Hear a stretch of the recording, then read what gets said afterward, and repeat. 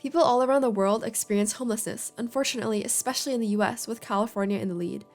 The Public Policy Institute of California finds that 30% of all people in the US experiencing homelessness resided in California. In a place like Silicon Valley, where living costs are pricey, it is incredibly difficult to find financial stability, resulting in higher concentrations of the homeless population in urban areas. Society incriminates the homeless and stigmatizes them as bad people, where in reality, it's us, we're the problem. Anti-homeless infrastructure and policies have been on a rise, and we need to change that.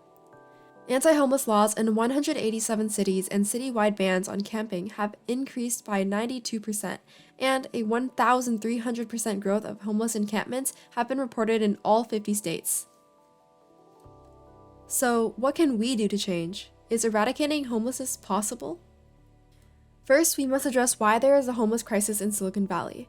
While there are countless factors, we can boil it down to the lack of affordable housing. Let's say some kids are playing musical chairs.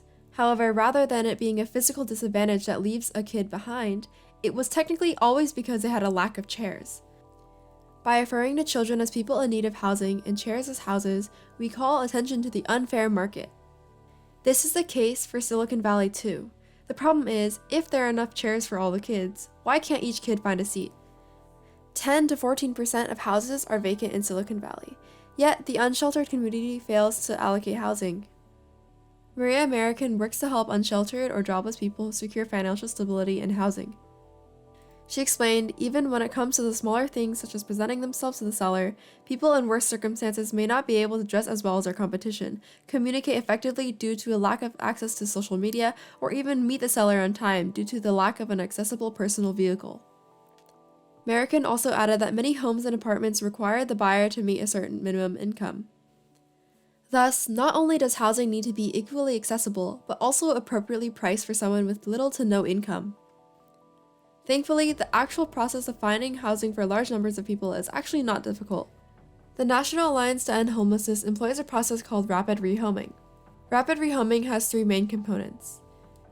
First, housing identification. Preparing affordable units starts with building relationships and trust with landlords, ideally those with as many vacant housing units as possible.